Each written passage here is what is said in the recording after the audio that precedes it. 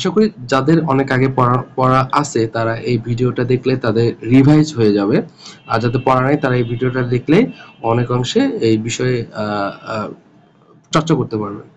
So শুরু করা যাক। বাংলা ভাষা, বাংলা সাহিত্যে প্রথম যে টপিকটা হলো বাংলা ভাষা। তা প্রথম প্রশ্ন, ইন্দো ইউরোপীয় ভাষার কতটা শাখা? এটা হচ্ছে 2টা শাখা। কেন্তমের কোন 2টি শাখা এশিয়ার অন্তর্গত? ইত্তিক ও তুখারিক। এই কেন্তমের এই 2টি শাখা এশিয়ার অন্তর্গত। ইন্দো ইউরোপীয় মূল ভাষা গোষ্ঠীর অন্তর্গত ভাষা কোনটি? বাংলা। বাংলা ভাষা কোন মূল ভাষা অন্তর্গত? এটা ইন্দো ইউরোপীয়। বাংলা ভাষার মূল ভাষা অন্তর্গত হচ্ছে ইন্দো ইউরোপীয়। বাংলা ভাষার মূল উৎস কোনটি?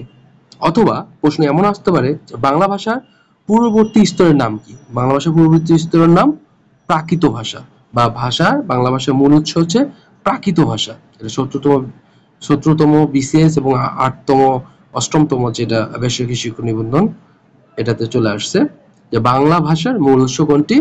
প্রাকৃত ভাষা। বাংলা ভাষার জন্ম হয়েছে কোন ভাষা থেকে? বাংলা ভাষার জন্ম হয়েছে প্রাকৃত ভাষা থেকে। এটা 17তম বিসিএস চলে আসছে। তারপর আমরা আরো দেখি,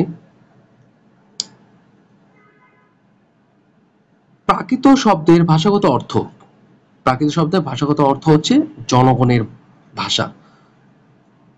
কোন, এটা ব্যাখ্যা আছে যে প্রাকৃত অর্থ হচ্ছে স্বাভাবিক, প্রাকৃত শব্দের ভাষাগত অর্থ হচ্ছে জনগণের ভাষা। প্রাকৃত শব্দের অর্থ হচ্ছে কি? স্বাভাবিক। এবং প্রাকৃত শব্দের ভাষাগত অর্থ হচ্ছে জনগণের ভাষা। বাংলা ভাষার মূল উৎস বা পূর্ববর্তী স্তর হচ্ছে প্রাকৃত। বাংলা ভাষার মূল উৎস এবং পূর্ববর্তী স্তর হচ্ছে প্রাকৃত। এই 2টা কোটেশন ভালোভাবে মনে রাখতে হবে। কোন ভাষা থেকে বাংলা ভাষার জন্ম হয়েছে? 9ম বেসরকারি শিক্ষক নিবন্ধন এবং 6ষ্ঠ বেসরকারি শিক্ষক নিবন্ধনে চলে আসছে যে কোন ভাষা থেকে বাংলা ভাষার জন্ম হয়েছে। এটা হচ্ছে বঙ্গ কামরূপী থেকে বাংলা ভাষার জন্ম হয়েছে। অপভ্রংশ কথাটির অর্থ কি? অপভ্রংশ কথাটির অর্থ হচ্ছে বিকৃত। অপভ্রংশ কথার অর্থ হচ্ছে বিকৃত। বাংলা ভাষা ও সাহিত্য কার কাছে প্রত্যক্ষভাবে ঋণী? অপভ্রংশ।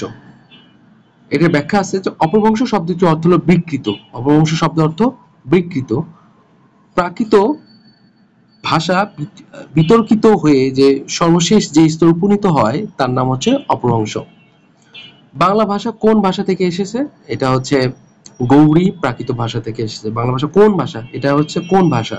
সেটা হচ্ছে গৌড়ী প্রাকৃত থেকে বাংলা ভাষা এসেছে। কোন ভাষা থেকে বাংলা ভাষার উদ্ভব হয়েছে বলে ডক্টর মোহাম্মদ শহীদুল্লাহ মনে করেন? ডক্টর মোহাম্মদ শহীদুল্লাহর মতে গৌড়ী অপভ্রংশ থেকে বাংলা ভাষা কি উদ্ভব হয়েছে? ডক্টর মোহাম্মদ শহীদুল্লাহর মতে গৌড়ী অপভ্রংশ থেকে বাংলা ভাষা কি উদ্ভব হয়েছে। তাহলে ডক্টর মোহাম্মদ শহীদুল্লাহর মতে বাংলা ভাষার উৎপত্তি কোন প্রাকৃত স্তর থেকে? এটা গৌড়ী প্রাকৃত স্তর থেকে। বাংলা ভাষার জন্ম হয়েছে মাগধী প্রাকৃত থেকে। এই মতের যে প্রবক্তা কে? এই মতের প্রবক্তা হচ্ছে ডক্টর সুনীত কুমার চট্টোপাধ্যায়। তা বাংলা ভাষার জন্ম হয়েছে মাগধী প্রাকৃত থেকে, সেটা হচ্ছে ডক্টর সুনীত কুমার চট্টোপাধ্যায় থেকে। এখানে ব্যাখ্যা দেওয়া আছে, এই ব্যাখ্যাগুলো আপনাদের মনে রাখতে হবে যে ডক্টর মোহাম্মদ শহীদুল্লাহর মতে বাংলা ভাষা উৎপত্তি 7ম শতাব্দীতে 650 খ্রিস্টাব্দে। এখানে বলা হচ্ছে 7ম শতাব্দী, 7ম শতাব্দী গৌড়ী প্রাকৃত থেকে। আর ডক্টর সুনীত কুমার চট্টোপাধ্যায়ের মতে যে বাংলা ভাষার উৎপত্তি 10ম শতাব্দী থেকে 950 খ্রিস্টাব্দ কি মাগধী প্রাকৃত থেকে। তাহলে মাগধী প্রাকৃত থেকে কার মতে? এটা ডক্টর সুনীত কুমার চট্টোপাধ্যায়। আর ডক্টর মোহাম্মদ শহীদুল্লাহর মতে 7ম শতাব্দী গৌড়ী প্রাকৃত থেকে। এই 2টা ভালো করে মনে রাখতে হবে। বাংলার আদি জনগোষ্ঠীর ভাষা কি ছিল? বাংলার আদি জনগোষ্ঠীর ভাষা ছিল অস্ট্রিক। বাংলার আদি জনগোষ্ঠীর ভাষা ছিল অস্ট্রিক। বেদের ভাষা কি ভাষা বলা হয়? বেদের ভাষা বলা হয় বৈদিক ভাষা। বেদের ভাষা হচ্ছে বৈদিক ভাষা। বেদের ভাষাকে কি বলা হয়? বৈদিক ভাষা। এখানে দেখেন প্রত্যেকটা ইম্পর্টেন্ট যেগুলা কোশ্চেন চলে আসে প্রত্যেকটা চাকরি পরীক্ষায়। এখানে প্রত্যেকটা চাকরি পরীক্ষার কোথায় কোথায় আসছে সকল তথ্য দেওয়া আছে। আপনারা এই চাকরি পরীক্ষার প্রশ্নগুলো আপনারা অনেক সুন্দরভাবে গুছিয়ে টপিক অনুযায়ী গুছিয়ে পড়ার ট্রাই করবেন, তাহলে অনেকাংশে সিলেবাস কভার হয়। তো প্রাচীন ভারতীয় আর্য ভাষা চিহ্নিত করুন, যে প্রাচীন ভারতীয় আর্য ভাষা চিহ্নিত করুন। এখানে বলছে পিএসসি সহকারী পরিচালক 2006 সালে আসছে। এটা হচ্ছে বৈদিক প্রাচীন। এইখানকার মধ্যে যে পালি, প্রাকৃত, ভোজপুরি, বৈদিক, এই কয়েকটা ভাষার মধ্যে চিহ্নিত ভাষা হচ্ছে বৈদিক। ভারতীয় ভাষার ভারতীয় ভাষার নিদর্শন যে গ্রন্থে পাওয়া যায় তার নাম কি? সেটা হচ্ছে ঋগ্বেদ। ভারতীয় ভাষার যে নিদর্শন সে কোন গ্রন্থে পাওয়া যায়? সেটা ঋগ্বেদ। এখানে ব্যাখ্যা দেওয়া আছে যে প্রাচীন, এখানে ব্যাখ্যা কি দেওয়া আছে যে প্রাচীন ভারতীয় আর্য ভাষা বৈদিক ভাষা, প্রাচীন ভারতীয় আর্য ভাষা বৈদিক ভাষা, বেদের ভাষাকে বলা হয় বৈদিক ভাষা। এবং পাণিনি ব্যাকরণকে যে শৃঙ্খলা যে বদ্ধ করেন সেটা হচ্ছে সংস্কৃত ভাষায়। আর ভারতীয় আর্য ভাষার প্রাচীন রূপ পাওয়া যাচ্ছে। আর্য ভাষার কোন স্তর থেকে বাংলা ভাষার উদ্ভব হয়েছে? আর্য ভাষার কোন স্তর থেকে বাংলা ভাষা উদ্ভব হয়েছে? সেটি হচ্ছে প্রাচীন ভারতীয় আর্য ভাষা। প্রাচীন ভারতীয় আর্য ভাষা থেকে বাংলা ভাষার উদ্ভব হয়েছে। ভারতীয় উপমহাদেশের যে আঞ্চলিক ভাষাগুলোর আদিম উৎস কি? আদিম উৎস হচ্ছে অনার্য ভাষা। এটা ব্যাখ্যা আছে যে ভারতীয় উপমহাদেশে আঞ্চলিক ভাষাগুলোর আদিম উৎস অনার্য ভাষা। বাঙালি জাতি যেমন সংকর জনসমষ্টি, তেমনি বাংলা ভাষারও সংকর ভাষা। তাহলে ভারতীয় উপমহাদেশের আঞ্চলিক ভাষাগুলোর আদিম উৎস অনার্য ভাষা। বাংলা ভাষার বয়স কত? বাংলা ভাষার বয়স হচ্ছে 1000 বছর। বাংলা ভাষার বয়স কত? 1000 বছর। বাংলা ভাষার আদি স্তরে স্থিতিকাল কোনটি? 14তম বিসিএস আসছে। এটা হচ্ছে দশম থেকে চতুর্থ 10 শতাব্দী।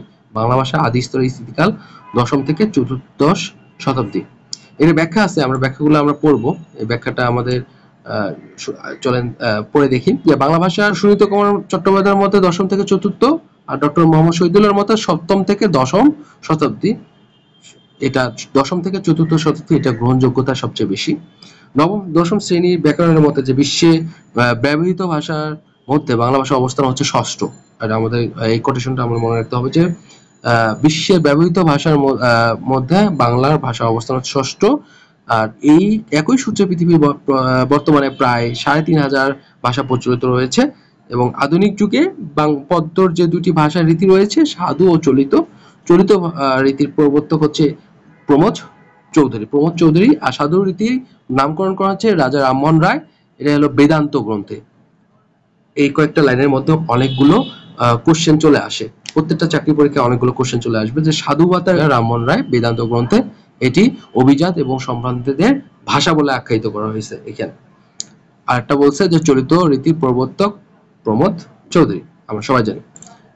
এখন আসি বাংলা ভাষা ও সাহিত্য বিষয়ক গ্রন্থ। এই বিষয়ে যতগুলো প্রশ্ন আসছে চলেন দেখা যাক কি। বাংলা সাহিত্যের প্রথম ইতিহাসের বিষয়ক গ্রন্থ কে রচনা করেন? 25তম বিসিএস আসছে। সেটা হচ্ছে দীনেশচন্দ্র সেন। ব্যাখ্যা আছে এখানে যে প্রাচীন ও আধুনিক কালের বাংলা সাহিত্যের প্রাচীনতম গ্রন্থ বাংলা ভাষা ও বাংলা সাহিত্যে বিষয়ক প্রস্তাব 1873 রচনা করেন পণ্ডিত রামগতি ন্যায়রত্ন। আর বাংলা সাহিত্যের প্রথম ইতিহাস বিষয়ক গ্রন্থ বঙ্গভাষা ও সাহিত্য 1896 সালে রচনা করেন ডক্টর দীনেশচন্দ্র সেন। বাঙালি ও বাংলা সাহিত্য গ্রন্থ রচনা করেন হচ্ছে আহমদ শরীফ। তাহলে এখানে আছে বঙ্গ ভাষা ও সাহিত্য, আর এখানে বাঙালি ও বাংলা সাহিত্য। ভাষা প্রকাশ বাংলা ব্যাকরণ কে রচনা করেন? ভাষা প্রকাশ, এটা 22তম বিসিএসে আসছে যে ভাষা প্রকাশ বাংলা ব্যাকরণ কে রচনা করেন? এটা সুনীত কুমার চট্টোপাধ্যায়। বাঙালির ইতিহাস বইটির লেখক কে? 19তম বিসিএসে আসছে। বাঙালির ইতিহাস বিষয়ক যে রচনা, বাঙালির ইতিহাস বইটির লেখক নিহারঞ্জন রায়। কোনটি মোহাম্মদ এনামুল হকের রচনা? 25তম বিসিএসে আসছে। এটা মনীষা মঞ্জুষা। বাংলা সাহিত্যের প্রথম ইতিহাস গ্রন্থ কোনটি? 29তম বিসিএসে আসছে। এটা বঙ্গভাষা ও সাহিত্য। বাংলা সাহিত্যের প্রথম ইতিহাস গ্রন্থ হচ্ছে বঙ্গভাষা ও সাহিত্য। মোহাম্মদ আব্দুল হাই রচিত ধ্বনি বিজ্ঞান বিষয়ক গ্রন্থের নাম ধ্বনি বিজ্ঞান ও বাংলা ধ্বনি তত্ত্ব। বাংলা সাহিত্যে ইতিবৃত্ত, এটা আধুনিক, রচনা করেন হচ্ছে, এটা 22তম বিসিএসে আসছে, এটা হচ্ছে মোহাম্মদ আব্দুল হাই ও সৈয়দ আলী আহসান। সেটা হচ্ছে বাংলা সাহিত্যে ইতিবৃত্ত আধুনিক, এটা আধুনিক, কারা রচনা করেন? মোহাম্মদ আব্দুল হাই ও সৈয়দ আলী আহসান। সে বাংলা অভিধান বিষয়ক গ্রন্থ, এর মধ্যে কোন কোন পরীক্ষায় চলে আসছে এই প্রশ্নগুলো দেখি এই টপিকে। বাংলা ভাষার প্রথম অভিধান সংকলন করেন কে?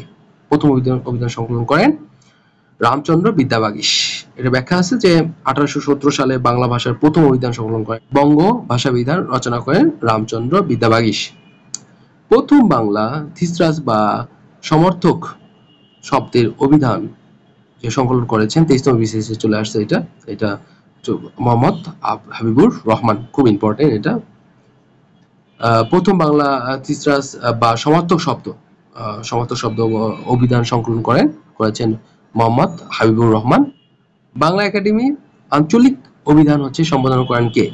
24তম বিসিএসে আসছে, এটা বাতিল হয়েছিল 24তম বিসিএসে, সেটা হচ্ছে মোহাম্মদ শহীদুল্লাহ।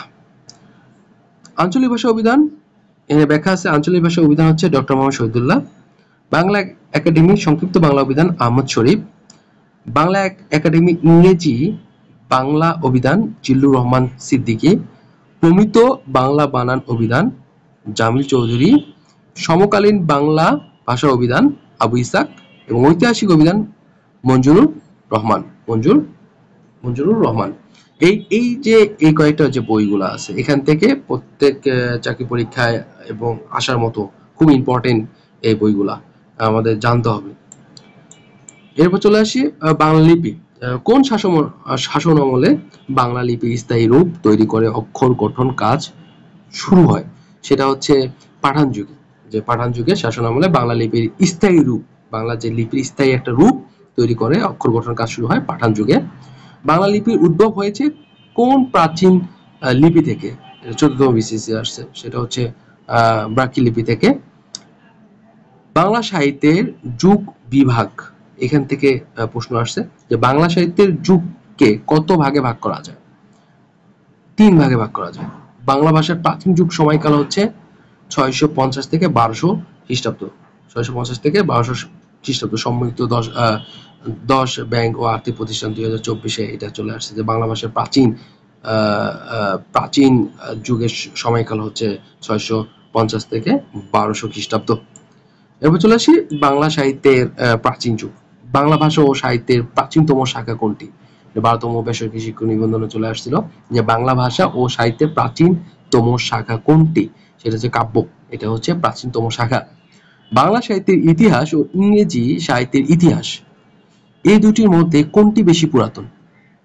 যে ইংরেজ সাহিত্যের ইতিহাস, এটা হচ্ছে বেশি পুরাতন। বাংলা সাহিত্যের প্রাচীন যুগের নিদর্শন কোনটি? প্রাচীন যুগে 35তম বিসিএসে চলে আসছে, এটা হচ্ছে দোহা কোষ। বাংলা সাহিত্যের যে প্রাচীন যুগের নিদর্শন, এটা হচ্ছে দোহা কোষ। এই যে কয়েকটি অপশনের মধ্যে, এর মধ্যে আমরা চলেন ব্যাখ্যা পড়ে আসি যে বৌদ্ধ ধর্মের প্রচারক গৌতম বুদ্ধের অবর্তমানে তার অনুসারীরা মহাযান ও হীনযান এই দুই ভাগে বিভক্ত হয়। যে সময়ের ব্যবধানে মহাযান থেকে উৎপত্তি হয় বজ্রযান ও কালচক্র যান, আর বজ্রযান থেকে উৎপত্তি হয় সহযান, আর সহযানেই পন্থীরাই হচ্ছে সহজিয়া নামে পরিচিত লাভ করে। আর এই সহজিয়া পন্থীরাই রচনা করেন বাংলা সাহিত্যের প্রাচীন যুগের একমাত্র নিদর্শন চর্যাপদ। এখন আমরা চর্যাপদে চলে আসবো। বিশেষে 3 থেকে 4টা প্রশ্ন চলে আসে। এখন চর্যাপদ থেকে ডিপলি প্রশ্ন করা হয়। আগে চর্যাপদের পদ সংখ্যা কোটেশন গুলা দেওয়া থাকে, এখন থেকে নির্বাচন করা হয়। এখন চর্যাপদ থেকে অনেক ডিপলি প্রশ্ন করা হয়, যেহেতু অনেক প্রশ্ন করা হয়ে গেছে। এখন যত চর্যাপদের ভিতরের খবর জানা যাবে তত পরীক্ষা এগিয়ে থাকবো আমরা। চলেন চর্যাপদ নিয়ে যতগুলো পরীক্ষা হয়েছে সেগুলো প্রশ্ন আমরা সলভ করি। চর্যাপদ রচনাটি বাংলা সাহিত্যের কোন যুগের কাব্য নিদর্শন? এটা Titas gas transmission and distribution company লিমিটেডের ডেপুটি অ্যাসিস্ট্যান্ট ইঞ্জিনিয়ার 11তে 2 জায়গায় আসছিল যে চর্যাপদ রচনাটি বাংলা সাহিত্যের কোন যুগের কাব্য নিদর্শন? এটা হচ্ছে আদি যুগের বা প্রাচীন যুগের কাব্য নিদর্শন। বাংলা ভাষা ও সাহিত্যের প্রাচীন নিদর্শন বা আদি নিদর্শন কোনটি? এই প্রশ্নটা কত জায়গায় পরীক্ষা আসছে, রিসেন্ট প্রশ্ন কত জায়গায় পরীক্ষা আসছে। এবং 18তম প্রভাষক নিবন্ধন যে রিসেন্ট যে পরীক্ষাটা হয়েছে এখানেও আসছে যে বাংলা ভাষা ও সাহিত্যের প্রাচীন নিদর্শন, আদি নিদর্শন কোনটি, সেটা হচ্ছে চর্যাপদ।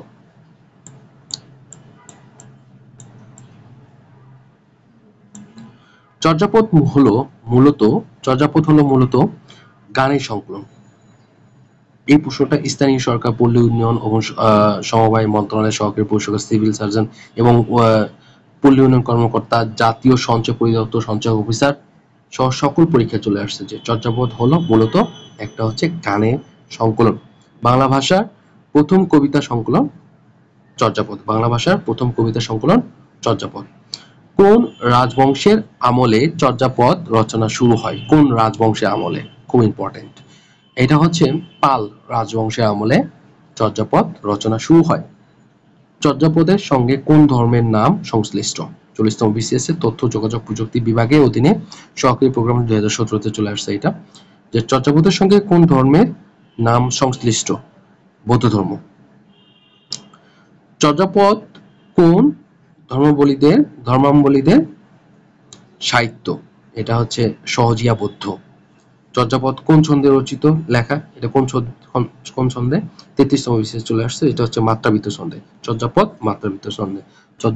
মাত্রাবৃত্ত ছন্দে। আমরা এই ব্যাখ্যাটা আমরা পড়ে নেব।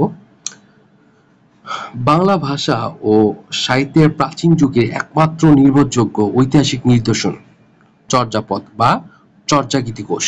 চর্যাপদকে বলা হয় বাংলা সাহিত্যের ইতিহাসে প্রথম বা আদি গ্রন্থ অথবা আদি নিদর্শন। চর্যাপদ প্রাচীন যুগে বাংলা ভাষার শ্রেষ্ঠ নিদর্শন। চর্যাপদ একটি গানের সংকলন। এটিকে বলা হয় সাধন সঙ্গীত। এই চর্যাপদকে আমরা সাধন সঙ্গীতও বলতে পারি। চর্যাপদের রচনা শুরু হয় পাল রাজবংশের আমলে। চর্যাপদে বৌদ্ধ ধর্মমতের উল্লেখ রয়েছে এবং তাই চর্যাপদকে সহজিয়া বৌদ্ধ ধর্মাবলম্বীদের সাহিত্য বলা হয়। চর্যাপদের ছন্দ, এটি একটা মাত্রাবৃত্ত ছন্দ। প্রত্যেকটা লাইন ইম্পর্টেন্ট, আমাদের প্রত্যেকটা লাইন গভীর থেকে বুঝতে হবে, জানতে হবে এবং মনে রাখতে হবে। চর্যাপদে সংস্কৃত যে প্রচুটিকা যা ছন্দের প্রভাব আছে সেটা এই ভাষার ইতি কথ্য। আর এই গ্রন্থের প্রথম কবিতা সংকলন নামেও পরিচিত লাভ করে। চর্যা শব্দের অর্থ হচ্ছে আচরণ। চর্যা শব্দের অর্থ হচ্ছে আচরণ। এখন আসি পুঁথি আবিষ্কার, যে চর্যাপদ যে পাইলো, মানে কে পাইলো, কারা পাইলো, কখন পাইলো, কবে পাইলো, পুঁথি আবিষ্কার। বাংলা ভাষার আদি নিদর্শন চর্যাপদ আবিষ্কৃত হয় কত সালে? এটা হচ্ছে 1907 সালে। এর প্রত্যেকটা পরীক্ষা, 34তম পরীক্ষায়, বিশেষ পরীক্ষায়, 30তম বিশেষ পরীক্ষায়, বিভিন্ন মন্ত্রণালয় সহ নিবন্ধন সহ সকল পরীক্ষায় এইটা চলে আসে যে চর্যাপদ আবিষ্কৃত হয় কত সালে? এটা 1907 সালে। চর্যাপদ আবিষ্কৃত হয় কোথা থেকে? নেপালের রাজগ্রন্থশালা থেকে। চর্যাপদ আবিষ্কৃত হয় নেপালের রাজগ্রন্থশালা থেকে। বাংলা ভাষার প্রথম কাব্য সংকলন চর্যাপদের আবিষ্কারক হচ্ছে ডক্টর হরপ্রসাদ শাস্ত্রী। হরপ্রসাদ শাস্ত্রী উপাধি কি ছিল? যে মহামহোপাধ্যায়। চর্যাপদের প্রাপ্তি স্থান কোথায় ছিল? নেপালে। অবশ্যই 43তম বিশেষ সকল পরীক্ষা চলে আসছে যে চর্যাপদের প্রাপ্তি স্থান কোথায়? নেপালে। হরপ্রসাদ শাস্ত্রী পুঁথি সাহিত্য সংগ্রহের জন্য গিয়েছিলেন কোথায়? এটা গিয়েছিলেন হচ্ছে তিব্বতে, নেপালে। হরপ্রসাদ শাস্ত্রী পুঁথি সাহিত্য সংগ্রহের জন্য গিয়েছিলেন তিব্বতে, নেপালে। এর আমরা ব্যাখ্যাটা আমরা পড়বো, কিভাবে আমরা পাই। এই ব্যাখ্যাটা পড়লে আমরা সকল জিনিস ক্লিয়ার হবো। যে হরপ্রসাদ শাস্ত্রী পুঁথি সাহিত্যের জন্য গেছিলেন হচ্ছে নেপালে, তিব্বতে নেপালে গেছিল। ব্যাখ্যাটা হচ্ছে 1882 সালে প্রকাশিত হয়েছে সংস্কৃত বুদ্ধিস্ট লিটারেচার ইন নেপাল। 1882 সালে প্রকাশিত, মনে রাখতে হবে 1882 সালে প্রকাশিত হয়। এই গ্রন্থের রাজা রাজেন্দ্রলাল মিত্র সর্বপ্রথম নেপালের বৌদ্ধতান্ত্রিক সাহিত্যের কথা প্রকাশ করেন। সর্বপ্রথম তিনি। রাজেন্দ্রলাল মিত্রের পর নেপালে পুঁথি সংগ্রহের চেষ্টায় যান হচ্ছে মহামহোপাধ্যায় হরপ্রসাদ শাস্ত্রী। এটা তার কিন্তু উপাধি, মহামহোপাধ্যায় হরপ্রসাদ শাস্ত্রী, এটা কিন্তু উপাধি। তিনি 3বার নেপালে যান। কয়বার? 3বার। একটা হচ্ছে 1887 থেকে 98 খ্রিস্টাব্দে 2বার, আর শেষ বাজে 1907 খ্রিস্টাব্দে।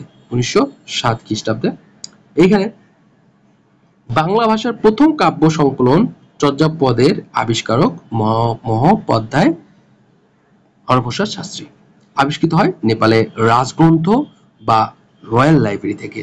নেপালের রাজগ্রন্থের রয়্যাল লাইব্রেরি থেকে আবিষ্কৃত হয় 1907 সালে। হরপ্রসাদ শাস্ত্রী পুঁথি সাহিত্যের সংগ্রহের জন্য গিয়েছিলেন তিব্বত ও নেপালে। সম্প্রতি নতুন চর্যাপদ আবিষ্কার করছে। সম্প্রতি, এই প্রশ্নটা খুবই ইম্পর্টেন্ট। এই সম্প্রতি নতুন চর্যাপদ আবিষ্কার করেন সৈয়দ মোহাম্মদ শাহেদ। সৈয়দ মোহাম্মদ শাহেদ। বলেছিলাম না যে চর্যাপদ থেকে এখন গভীর থেকে প্রশ্ন হয়। এখন চর্যাপদের সব প্রশ্নগুলা সবাই জানে যে কবে আবিষ্কৃত হয়েছে, কে আবিষ্কৃত করছে, কত সালে আবিষ্কৃত হয়েছে, কিন্তু এই যে নতুন একটা তথ্য আছে যে সম্প্রতি নতুন চর্যাপদ আবিষ্কার করেন কে, এটা কিন্তু সচরাচর এই প্রশ্নটা কেউ জানে না বা এটা জানে না। এটা নতুন নতুন যেগুলো গভীর থেকে পড়লে তারাই জানবে শুধু এটা প্রশ্ন। সৈয়দ মোহাম্মদ শাহেদ এটা চর্যাপদ সম্প্রতি নতুন চর্যাপদ আবিষ্কার করে। ও প্রকাশ, নামকরণ ও প্রকাশ চর্যাচর্য বিনিশ্চয়, এর অর্থ হচ্ছে কোনটি আচরণীয় আর কোনটি নয়। চর্যাপদের টিকাকারের নাম কি? মুনি দত্ত। 41তম বিশেষ এপ্রিলিতে আসছে যে চর্যাপদের টিকাকারের নাম হচ্ছে মুনি দত্ত। কোন পণ্ডিত চর্যাপদের যে পদগুলো টিকার মাধ্যমে ব্যাখ্যা করেন সেটা হচ্ছে মুনি দত্ত। চর্যাপদের তিব্বতী যে অনুবাদ প্রকাশ করেন কে? তিব্বতী, এটা 35তম বিসিএস চলে আসছে যে চর্যাপদের তিব্বতী অনুবাদ প্রকাশ করেন, তিব্বতী ভাষায় অনুবাদ প্রকাশ করেন কে? প্রবোধ চন্দ্র বাগচি। প্রবোধ চন্দ্র বাগচি। ব্যাখ্যা আছে হরপ্রসাদ শাস্ত্রী কর্তৃক প্রদত্ত নাম হচ্ছে চর্যাচর্য বিনিশ্চয়, অর্থ হচ্ছে কোনটি আচরণীয় আর কোনটি নয়। পণ্ডিত মুনি দত্ত চর্যাপদের পদগুলোকে সংস্কৃত টিকার মাধ্যমে কি ব্যাখ্যা করেন? যে টিকার মাধ্যমে, এই সংস্কৃত টিকার মাধ্যমে ব্যাখ্যা করছে সংস্কৃত ভাষায়। চর্যাপদের প্রাপ্ত পুঁথিতে যে উল্লেখকৃত যে সংস্কৃত টিকাকার মুনি দত্তের যে মতানুসারে এই পদ সংগ্রহের নাম হচ্ছে আচার্য চর্যচয়। কীর্তিচন্দ্র মুনি দত্ত টিকাকারের তিব্বতী অনুবাদ করেছিলেন। মুনি দত্তের তিব্বতী অনুবাদ করেছিলেন চর্যাগীতিকোষ বৃত্তি নামে। 1938 সালে ডক্টর প্রবোধ চন্দ্র বাগচি কর্তৃক চর্যার যে তিব্বতী অনুবাদ আবিষ্কার ও প্রকাশিত হয়। আধুনিক পণ্ডিতগণ অনুমান যে পুঁথিটির নাম ছিল চর্যাগীতিকোষ এবং এই সংস্কৃত টিকার নাম হলো চর্যাচর্য বিনিশ্চয়। ডক্টর মোহাম্মদ শহীদুল্লাহ সম্পাদিত চর্যাপদ বিষয়ক গ্রন্থের নাম কি? 37তম বিশেষ চলে আসছে, সেটা হচ্ছে বুদ্ধিস্ট মাইস্টিক সং। এখন এই যে প্রশ্নের মধ্যে চলে আসছে যে নাম যিনি দিয়েছেন চর্যাপদের প্রদত্ত নাম যিনি দিয়েছেন চর্যাপদের প্রদত্ত নাম, এখানে মুনি দত্ত নাম দিয়েছেন হচ্ছে আচার্য চর্যাচয়। হরপ্রসাদ শাস্ত্রী নাম দিয়েছেন চর্যাচর্য বিনিশ্চয়। ডক্টর প্রবোধ চন্দ্র বাগচি তিনি নাম দিয়েছেন নিশ্চয়। সৈয়দ আলী হাসান চর্যা গীতিকা।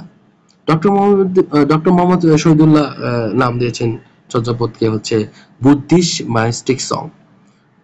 কীর্তিচন্দ্র চর্যা গীতিকোষ বৃত্তি তিব্বতী অনুবাদ নাম দিয়েছেন। মুনি দত্ত টিকা অনুবাদ করেছিলেন হচ্ছে আধুনিক পণ্ডিতগণ চর্যাচর্য বিনিশ্চয়। আধুনিক পণ্ডিতগণ কি নাম দিয়েছে? চর্যাচর্য বিনিশ্চয়। হরপ্রসাদ শাস্ত্রীর ধারণা ছিল তিনি চর্যাগীতি সংগ্রহের মূল পুঁথি টিকা সহ আবিষ্কার করেছেন, কিন্তু সকল পণ্ডিতগণ পরবর্তীকালে এই বিষয়ে একমত যে শাস্ত্রী মহাশয় কর্তৃক সংগ্রহটি পুঁথিটি আসলে বৃত্তি বা টিকা। চর্যাপদ প্রথম কোথায় থেকে প্রকাশিত হয়? চর্যাপদ প্রথম বঙ্গ সাহিত্য পরিষদ থেকে প্রকাশিত হয়। বঙ্গ সাহিত্য পরিষদ কর্তৃক প্রকাশিত চর্যাপদ কে সম্পাদন করেন? এটা শ্রী হরপ্রসাদ শাস্ত্রী। হরপ্রসাদ শাস্ত্রী চর্যাপদ যে গ্রন্থ প্রকাশ করেছেন তার নাম হলো হাজার বছরে পুরাণ বাংলা ভাষা বৌদ্ধগান ও দোহা। এটা ব্যাখ্যা আছে যে 1916 খ্রিস্টাব্দে বা বাংলায় হচ্ছে 1323 কলকাতা বঙ্গীয় সাহিত্য পরিষদ কর্তৃক প্রকাশিত চর্যাপদ প্রকাশ করেন হচ্ছে হরপ্রসাদ শাস্ত্রী। হরপ্রসাদ শাস্ত্রী কর্তৃক সম্পাদনায় বইটি হাজার বছরের পুরাণ বাংলা ভাষা বৌদ্ধগান ও দোহা নামে গ্রন্থাকারে প্রকাশিত হয়। পণ্ডিত মণি দত্ত চর্যাপদের পদগুলো সংস্কৃত টিকার মাধ্যমে ব্যাখ্যা করেন এবং ঢাকা বিশ্ববিদ্যালয় বাংলা ও সংস্কৃত বিভাগে 18 জুন 1921 প্রতিষ্ঠাতা যে চেয়ারম্যান ছিলেন হরপ্রসাদ শাস্ত্রী। ঢাকা বিশ্ববিদ্যালয় বাংলা ও সংস্কৃত বিভাগে যে 18 জুন 1921 প্রতিষ্ঠাতা চেয়ারম্যান ছিলেন হরপ্রসাদ শাস্ত্রী। চর্যাপদের রচনাকাল, এখন আসবে চর্যাপদের রচনাকাল। বাংলা সাহিত্যের আদিগ্রস্ত চর্যাপদের রচনাকাল সপ্তম থেকে দ্বাদশ শতক। চর্যাপদের বয়স আনুমানিক কত বছর হতে পারে? এটা হচ্ছে 1000 বছর হতে পারে।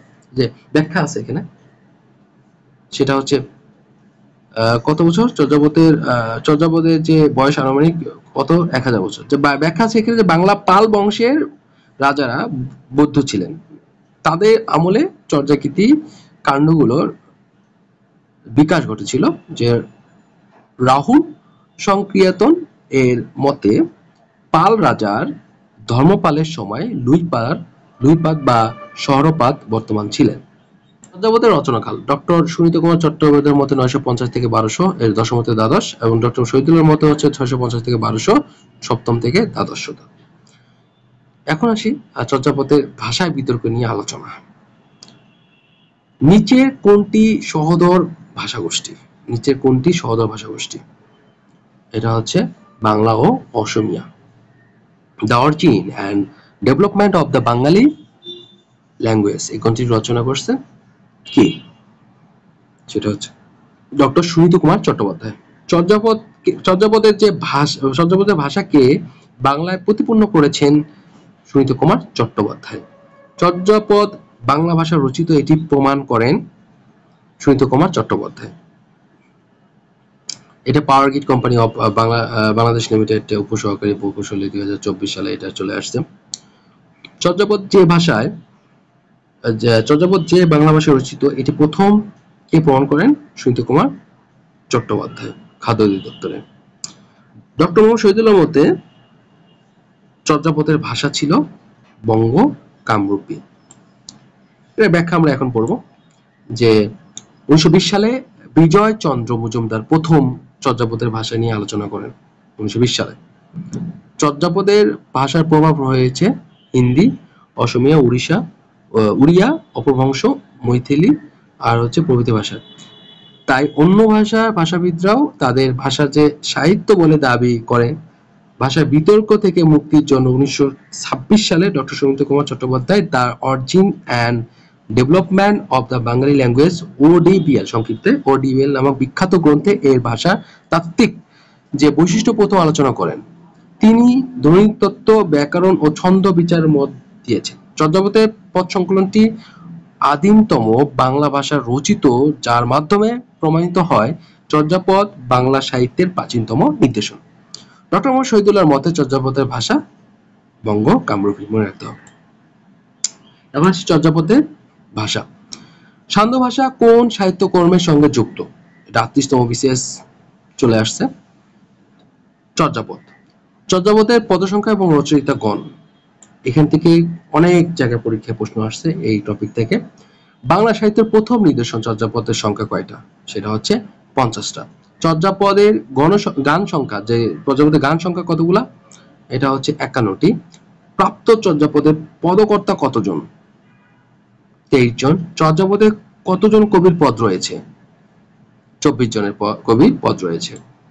এখন এর ব্যাখ্যা চলে আসে চর্যাপদের রচয়িতা ও পদসংখ্যা। ডক্টর মোহাম্মদ শহীদুল্লাহর মতে চর্যাপদের পদসংখ্যা হচ্ছে 50টা। ডক্টর সুকুমার সেনের মতে চর্যাপদের পদসংখ্যা ছিল 51টা। চর্যাপদের প্রাপ্ত পুঁথিতে পদ ছিল 51টা। চর্যাপদের প্রাপ্ত পুঁথিতে পদ ছিল 51টা। তার মধ্যে 11 সংখ্যক পদ টিকা, একটি 11 সংখ্যক পদ টিকাকার ব্যাখ্যা করেননি। চর্যাপদে পদকর্তার নাম পাওয়া যায় 23 জন। আরো একজন পদকর্তার নাম আছে কিন্তু তার পদটি নেই, সেটি ধরলে চর্যাপদ সংখ্যা 51টি এবং পদকর্তা হচ্ছে 24টি। পদকর্তা কোন? পদ মানে কবিতা, পদ মানে হচ্ছে কবিতা রচনা করতেন বলে তাদের সম্মানসূচক পাদ নাম বলা হয়। পাদ গ্রেটার দেন পা, পাদ থেকে পা। বাংলা সাহিত্যের আদি কবি, চর্যাপদের আদি কবি, বাংলা সাহিত্যের প্রাচীনতম কবি। এই প্রশ্ন বিভিন্ন রকমের আসছে, বিভিন্ন পরীক্ষায় চলে আসছে, আমরা দেখতে পাচ্ছি। হরপ্রসাদ শাস্ত্রী কাকে চর্যার আদি কবি বলে মনে করেন? এটা হচ্ছে লুইপা। লুইপা হচ্ছে আদি কবি হরপ্রসাদ শাস্ত্রীর মতে। সবচেয়ে বেশি চর্যাপদ পাওয়া গেছে কার? এটা হলো কানপ্পা। নিম্নের পঙ্ক্তির কার রচনা? এই যে কোটেশন, যে আলী এক আলী এ বাট রন্দেলা, তা দেখি কানহ বিমনা হইলা। এটা কার রচনা? এটা হচ্ছে কানপ্পার রচনা। এটা কিভাবে মনে রাখতে পারবে? এটা মনে রাখতে পারবেন যে কানহ, এটা দেখলেই মনে করতে পারবেন যে এটা কানপ্পা লিখছেন। কানপ্পা কি ধরনের সাহিত্য রচনা করেছেন? কি ধরনের সাহিত্য রচনা করেছেন? সেটা হচ্ছে বাউল চর্যাপদ। কে নিজেকে বাঙালি বলে পরিচয় দিয়েছে? 30তম বিশেষে চলে আসছে, সেটা হচ্ছে ভুসুগুপা। ভুসুগুপা নিজেকে বাঙালি বলে পরিচয় দিয়েছেন। চর্যাগীতি রচনায় সংখ্যাধিক্যের বিবেচনায় দ্বিতীয় স্থানের অধিকার কে? দ্বিতীয় স্থানের অধিকার হচ্ছে ভুসুগুপা। চর্যাগীতি রচনায় সংখ্যাধিক্যের বিবেচনায় দ্বিতীয় স্থানের অধিকার হচ্ছে ভুসুগুপা। উষ্ণা উষ্ণা পাব তহি বসই সরবি বালি মরঙ্গি পরিহান সৌরভী গীত গুঞ্জরি মালি। এর পঙ্ক্তি রচয়িতাকে? এর রচয়িতা হলো সবরপা। টলত মোর ঘর নাহি পরবেশী, হারিত ভাত নাহি নিতে আবেশী। চর্যাপদে এই চরণ দুটি কি বোঝানো হয়েছে? এখানে বোঝানো হয়েছে যে দারিদ্র ক্লিষ্ট জীবনের চিত্র। রুখে তেঁতুলি কুমিরে খায়, এটার মানে হচ্ছে, মানে এর অর্থ হচ্ছে 43তম বিশেষে আসছে যে গাছের তেঁতুল কুমিরে খায়। মধ্যযুগের কবি নন কে? মধ্যযুগের কবি নন জয়নন্দী। জয়নন্দী চর্যাপদ বা প্রাচীন যুগের কবি। এটা হলো মধ্যযুগের কবি নন। তিনি চর্যাপদের 46 নং পদ রচনা করেছেন। জয়নন্দী 46 নম্বর পদ রচনা করেছেন। চর্যাপদের কোন পদটি খণ্ডিত আকারে পাওয়া যায়? এটা হচ্ছে 23 নম্বর পদ খণ্ডিত আকারে পাওয়া যায়। এখানে ব্যাখ্যা আছে যে প্রতিটি কয়েকটি পাতা নষ্ট হওয়ার তিনটি সম্পূর্ণ, যে 24, 25 এবং 48 পদ, এবং একটি 23 নম্বর শেষ অংশ পাওয়া যায় নি, এবং তাই প্রতিটি সর্বমোট 46টি পদ পাওয়া গেছে, এবং প্রতিতে কয়েকটি পাতা নষ্ট হয়, তিনটি সম্পূর্ণ 24, 25 এবং 48 নং পদ, এবং একটি 23 নং পদের শেষ অংশ পাওয়া যায়নি, তাই প্রতিটি সর্বমোট 47 পদ পাওয়া গেছে। চর্যাপদের প্রবাদ বাক্য যেগুলো আছে সেটা আমাদের খুবই ইম্পর্টেন্ট, চলে আসে পরীক্ষায়। আপনা মাংস হরিণী বৈরী, হরিণা বৈরী যে কোন সাহিত্যের অন্তর্ভুক্ত? সেটা হচ্ছে চর্যাপদ। হাতের কঙ্কন মাল ও দাপন কার লেখা? এটা হচ্ছে সহরপা। চর্যাপদে মোট 6টি প্রবাদ বাক্য পাওয়া যায়। প্রবাদ বাক্য সময় পদকর্তার নাম সহ বর্ণিত করা খুব ইম্পর্টেন্ট। এই 6টা বাক্য আমাদের পড়তে হবে, প্রবাদ বাক্যগুলা পরীক্ষায় বরাবর মতো চলে আসে। এই প্রবাদ বাক্যগুলো তুলে দিয়ে বলা যে কে লিখছে, পদকর্তার নাম কি। তাহলে এই পদ নাম হচ্ছে ভুসুগুপা। এই পদ হচ্ছে 6 নম্বর পদ, মনে রাখতে হবে। এই পদকর্তার নাম হচ্ছে ভুসুগুপা, আর হচ্ছে 6 নম্বর পদ। আপনার মাংসে হরিণী বৈরী, যে এটার অর্থ দেওয়া আছে, এটা হচ্ছে এটার মানে কি? এটা হরিণের মাংসে তার শত্রু, এটা ভুসুগুপা লিখছেন। 32 নম্বর পদ নম্বর লিখছেন সহরপা। 32 নম্বর সহরপা, মনে রাখতে হবে। হাতের কাঙ্কন মা লাউ দাপন, লৌ দাপন, তাহলে হাতের কাকন দেখার জন্য দর্পণের প্রয়োজন হয় না। তাহলে 33 নম্বর বেগুন পা, এটা লিখছেন যে হাড়িত ভাত নাহি নিতে আবেশী, হাড়িতে ভাত নেই অথচ প্রতিদিন প্রেমিকেরা এসে ভিড় করে। আবার 33 নম্বর পদ লিখছে ওই পদে 33 নম্বর পদ বেগুন পা লিখছেন যে দুহিল দুধ কি বেন্টে সামায়, এর অর্থ হচ্ছে যে দহন করা দুধ কি বাটে প্রবেশ করানো যায়? মানে যে দুধ দহন করছে, বাট থেকে যে দুধটা ছাড়ানো গেছে, সেই দুধ কি আবার বাটের মধ্যে ফেরানো যায়, সেটা প্রবেশ করানো যায়, সেটা বলছে। তারপর আবার সহরপা লিখছেন 39 নম্বর পদ, 39 নম্বর পদ, সেটা হচ্ছে শুনো গোহালি কিমু দুষ্ট বলন্দে, এর অর্থ হচ্ছে দুষ্ট গরুর চেয়ে শূন্য গোয়াল ভালো। এটা আমরা মনে রাখতে হবে, এটা আমাদের আপনাদের এইভাবে মনে রাখতে হবে, একটু ক্যাচি ভাবে মনে রাখতে হবে, যাতে পরীক্ষা হলে ভালোভাবে এগুলা মনে থাকে। 40 নম্বর হচ্ছে কঙ্কন পা, যে আন চাহান্তে আন বিনোধা, অন্য চাইতে অন্য বিনিষ্ট, এর অর্থ আন চাহিতে আন বিনোধা, এর অর্থ হচ্ছে অন্য চাইতে অন্য বিনিষ্ট। চর্যাপদ এবং বাংলা ভাষা থেকে উদ্ভব থেকে, বাংলা ভাষার উদ্ভব থেকে বাংলা ভাষা এবং চর্যাপদের সকল প্রাচীন যুগ আদি যুগ শেষ করা হলো। এখান থেকে প্রত্যেকটা চাকরি পরীক্ষায় 3 থেকে 4 বা 5 এবং 6 মার্ক পেতে পারেন প্রত্যেকটা চাকরি পরীক্ষায়। আশা করি এই ভিডিওটা আপনাদের উপকারে আসবে। পরবর্তীতে আমরা আসবো আধুনিক যুগ। আধুনিক যুগের যেগুলা ইম্পর্টেন্ট কবি তার প্রশ্নগুলার ব্যাখ্যা সহ এইভাবে পড়ানো হবে। তারা ভিডিওটি ভালো লাগলে অবশ্যই সাবস্ক্রাইব করবেন আর শেয়ার করবেন, লাইক করবেন।